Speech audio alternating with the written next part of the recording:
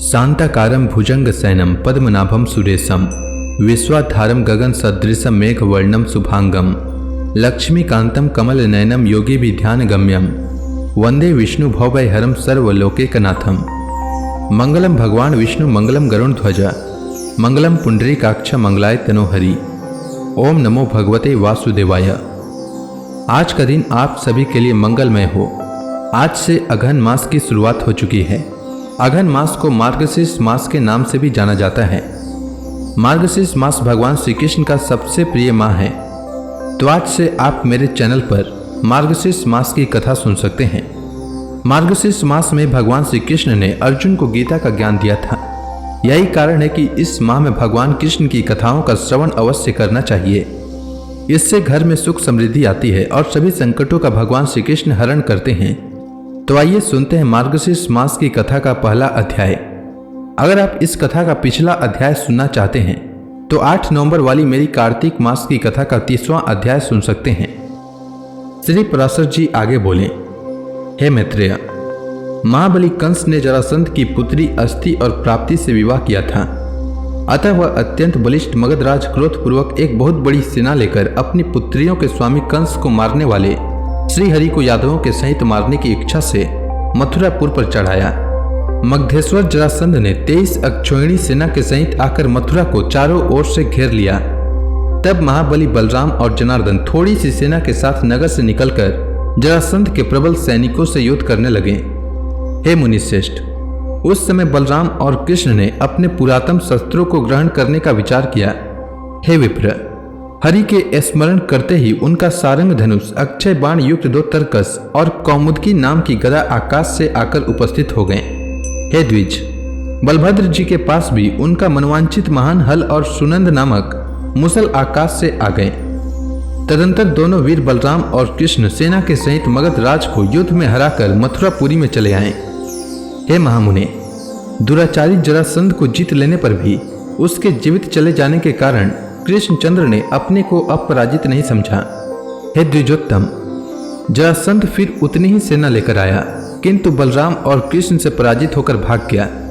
इस प्रकार अत्यंत दुर्धर्ष मगधराज जरासंध ने बलराम और कृष्ण आदि यादवों से 18 बार युद्ध किया। इन सभी युद्धों में अधिक सैन्यशाली जरासंध थोड़ी सी सेना वाले यदुवंशियों से हारकर भाग गया।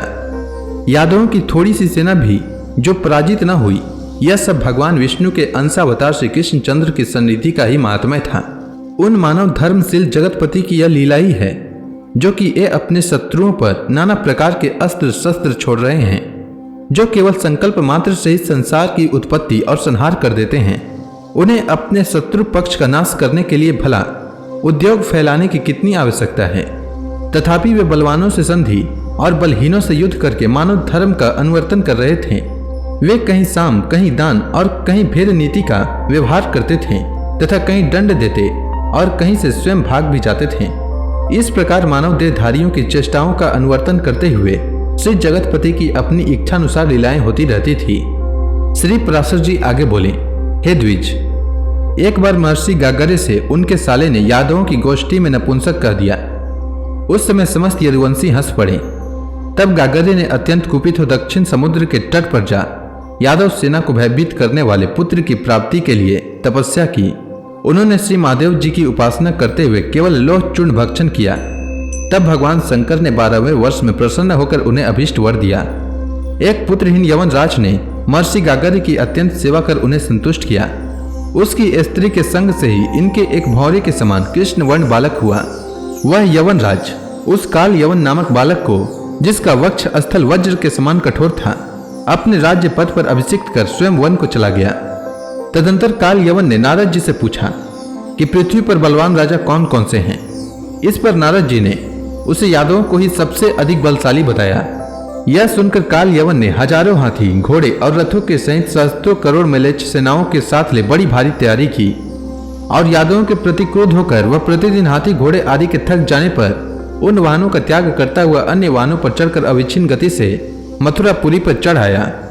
एक ओर जरासंध का आक्रमण और दूसरी ओर काल यवन की चढ़ाई देखकर श्री कृष्णचंद्र ने सोचा, यवनों के साथ युद्ध करने से क्षीण हुई यादव सेना अवश्य ही मगध नरेश से पराजित हो जाएगी, और यदि प्रथम मगध नरेश से लड़ते हैं तो उससे क्षीण हुई यादव सेनाओं को बलवान काल यवन नष्ट कर देगा। इस प्रकार यादवों पर एक ही साथ यह दो तरह की आपत्ति आ पहुंची है।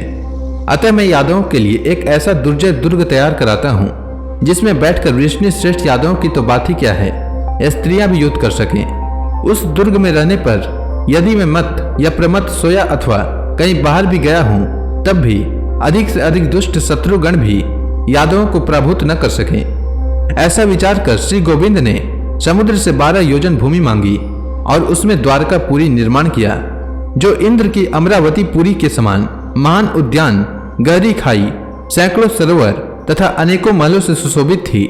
काल यवन के समीप आ जाने पर श्री जनार्दन संपूर्ण मथुरा निवासियों को द्वारका में ले आए और फिर स्वयं मथुरा लौट गए। जब काल यवन की सेना ने मथुरा को घेर लिया तो श्री कृष्णचंद्र बिना शस्त्र लिए मथुरा से बाहर निकल आए। तब यवन राज काल यवन ने उन्हें देखा। महायोगीश्वरों का चित्त भी जिन्हें प्राप्त नहीं कर पाता, उन्हीं वासुदेव को खाली हाथ देखकर वह उनके पीछे दौड़ा। काल यवन से पीछा किए जाते हुए श्री कृष्णचंद्र उस गुफा में घुस गए जिसमें महाविधिशाली राजा मुचकुंद सो रहा था। उस गुफा में जाकर सोए हुए राजाओं को कृष्ण समझकर लात मारी। उसके लात मारने से उठकर राजा मुचकुंद ने उस यवन राज को देखा। हे मैत्रेय, उनके देखते ही वह यवन उसकी क्रोध अग्नि से जलकर भस्मीभूत हो गया। पूर्व काल में राजा मुचकुंद देवताओं की ओर से देवासुर संग्राम में गए थे। असुरों को मार चुकने पर अत्यंत निद्रालु होने के कारण उन्होंने देवताओं से बहुत समय तक सोने का वर मांगा था। उस समय देवताओं ने कहा था कि तुम्हारे शयन करने पर तुम्हें जो कोई जगाएगा वह तुरंत ही अपने शरीर से उत्पन्न हुई अग्नि से जलकर भस्म हो जाएगा। इस प्रकार पापी काल यवन को दग्ध कर चुकने पर राजा मुचकुंद ने श्री मधुसूदन को देखकर पूछा, आप कौन हैं? तब भगवान ने कहा, मैं चंद्र वंश के अंतर्गत यदुकुल में वासुदेव जी के पुत्र रूप से उत्पन्न हुआ हूं। तब मुचकुंद को वृद्ध गागर्य मुनि के वचनों का स्मरण हुआ। उनका स्मरण होते ही उन्होंने सर्वरूप सर्वेश्वर श्री हरि को प्रणाम करके कहा, हे परमेश्वर, मैंने आपको जान लिया है। आप साक्षात भगवान विष्णु के अंश हैं। पूर्व काल में गागर्य मुनि ने कहा था कि 28वें युग में द्वापर के अंत में यदुकुल में श्री हरि का जन्म होगा। निसंदेह आप भगवान विष्णु के अंश हैं और मनुष्यों के उपकार के लिए ही अवतीर्ण हुए हैं। तथापि मैं आपके महान तेज को सहन करने में समर्थ नहीं हूँ। हे भगवान, आपका शब्द सजल मेघ की घोर गर्जना के समान अति गंभीर है तथा आपके चरणों से पीड़िता हो पृथ्वी झुकी हुई है। हे देव, देवासुर महासंग्राम में दैत्य सेना के बड़े बड़े योद्धा गण भी मेरा तेज नहीं सह सके थे और मैं आपका तेज सहन नहीं कर सकता। संसार में पतित जीवों के एकमात्र आप ही परम आश्रय हैं। हे शरणागतों का दुख दूर करने वाले, आप प्रसन्न होइए और मेरे अमंगलों को नष्ट कीजिए। आप ही समुद्र हैं, आप ही पर्वत हैं, आप ही नदियां हैं और आप ही वन हैं तथा आप ही पृथ्वी, आकाश, वायु, जल, अग्नि और मन हैं। आप ही बुद्धि अव्याकृत प्राण और प्राणों का अधिष्ठाता पुरुष हैं तथा पुरुष से भी परे जो व्यापक और जन्म तथा विकार से शून्य तत्व है वह भी आप ही हैं। जो शब्द आदि से रहित, अजर, अमय, अक्षय और नाश तथा वृद्धि से रहित है वह आद्यंतहीन ब्रह्म भी आप ही हैं। आप ही से देवता, पितृगण, यक्ष, गंधर्व, किन्नर, सिद्ध और अप्सरागण उत्पन्न हुए हैं। आप ही से मनुष्य, पशु, पक्षी, मृग आदि हुए हैं तथा आप ही से संपूर्ण वृक्ष और जो कुछ भी भूत भविष्य चराचर जगत है वह सब कुछ हुआ है।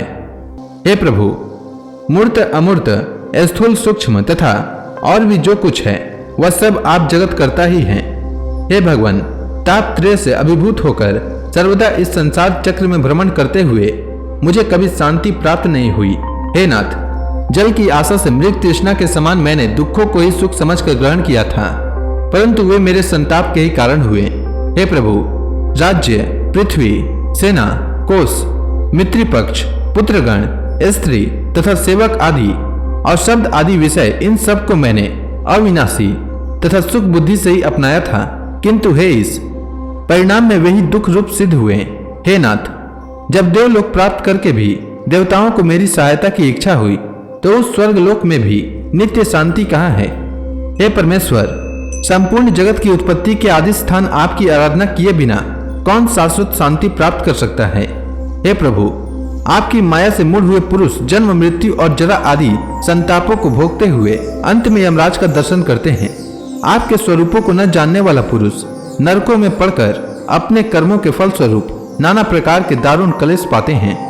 हे परमेश्वर, मैं अत्यंत विषयी हूँ और आपकी माया से मोहित होकर ममत्वाभिमान के गड्ढे में भटकता रहा हूँ। वही मैं आज अपार और अप्रेम्य परम पद रूप आप परमेश्वर की शरण में आया हूँ, जिससे भिन्न दूसरा कुछ भी नहीं है, और संसार भ्रमण के खेत से खिन्नचित होकर मैं निरति से तेजो में निर्वाण स्वरूप आपका ही अभिलाषी हूँ। तो इसी के साथ यह अध्याय समाप्त हुआ। आगे मुचकुंद के इस प्रकार स्तुति किए जाने पर भगवान हरि ने उनसे क्या कहा, यह मैं कल अगला अध्याय में सुनाऊंगा। तब तक के लिए भगवान हरि का नाम लेते रहें। तो प्रेम से बोलिए विष्णु भगवान की जय, श्री कृष्ण भगवान की जय, लक्ष्मी माता की जय, तुलसी माता की जय, समस्त देवी देवताओं की जय।